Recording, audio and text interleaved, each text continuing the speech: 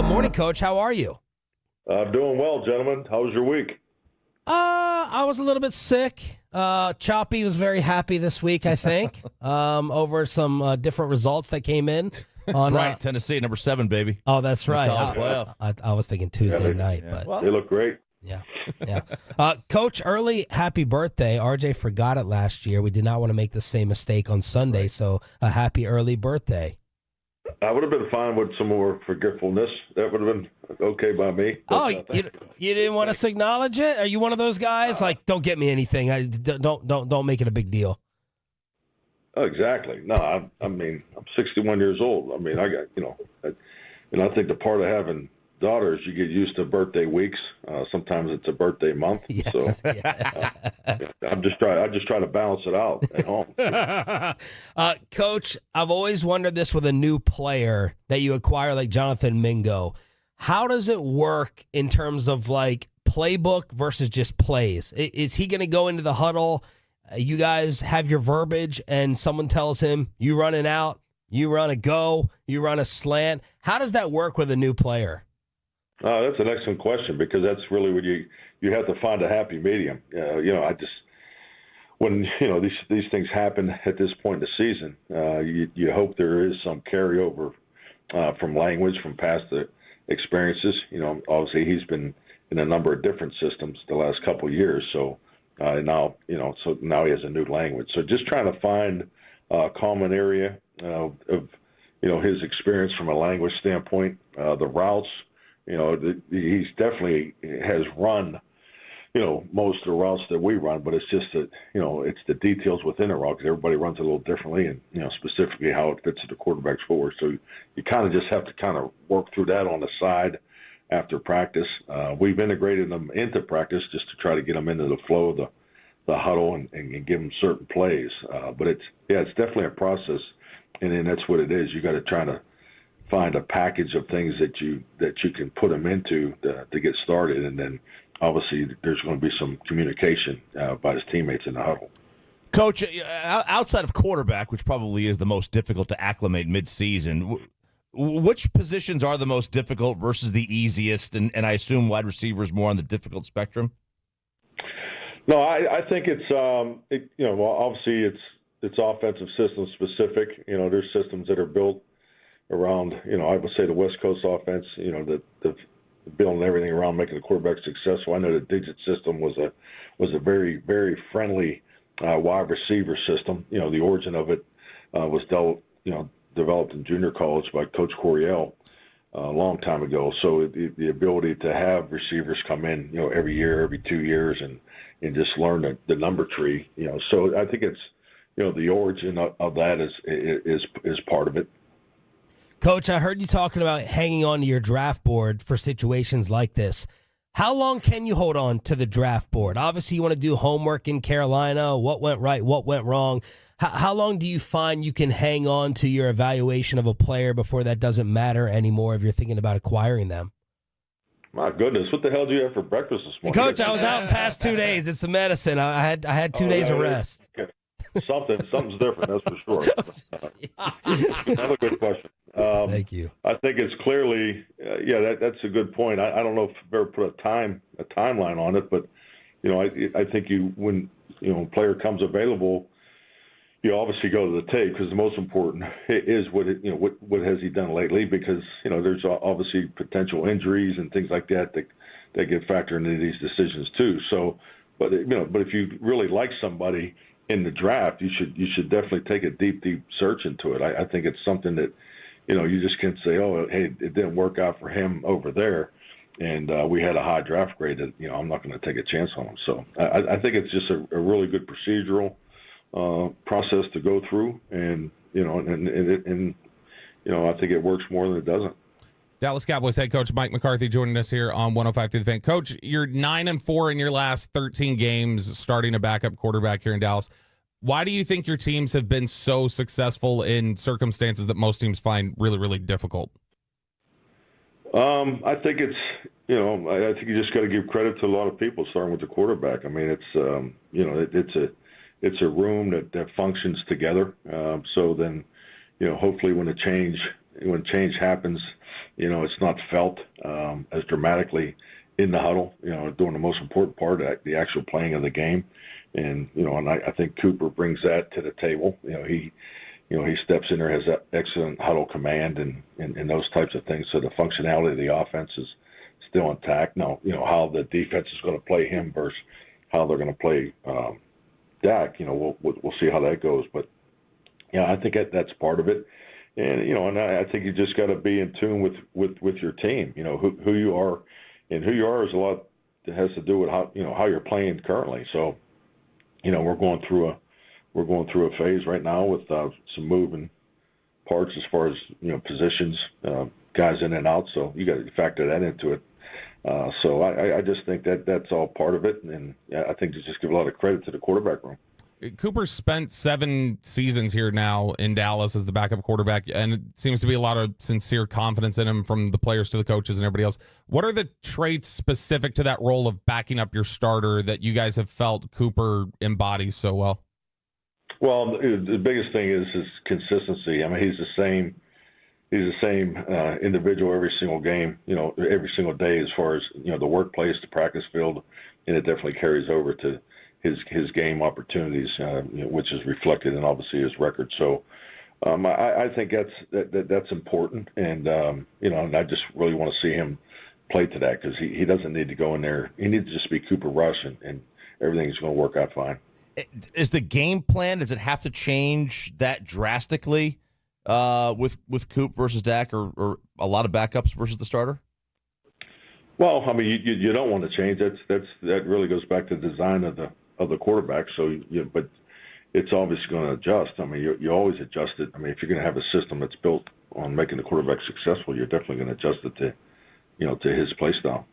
Mike McCarthy here on 105.3 The Fan. Coach, how much serious consideration did y'all give to just throwing Trey Lance out there and trying to get some reps versus playing Rush right now? Well, I think it's important to play to win the game. So, I mean, everything we do Sunday will be, with that mindset. We have a lot of football left to play. This is a division game. It's our second division game, and it's important for us to be 2-0 when we walk off that field Sunday. Blink if Trey Lance could play in some type of packages. Say that again? I said blink there if Trey Lance could play in any type of packages to take advantage of his athleticism. We'll just wait for you to blink or not. Oh, my goodness. I'll tell you. See, now you flipped on the other side of the fence.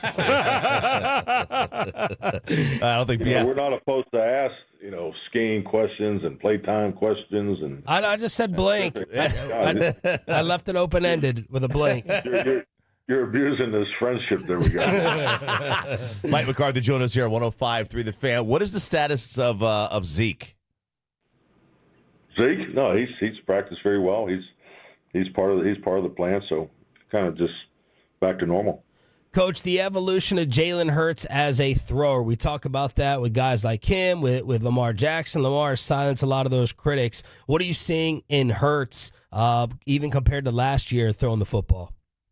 Yeah, I think, like any quarterback, a healthy run game helps everybody play better in the pocket, and because you have a better pocket, because of the threat of run always exists. I think, Saquon Barkley, just the way he's playing, and then, that run blocking unit, what they're doing week in and week out, has given him, cleaner opportunities. But yeah, I think he's definitely evolving. He's playing at a high level right now. Their offense is efficient, and I think they're really in sync here the last couple of weeks.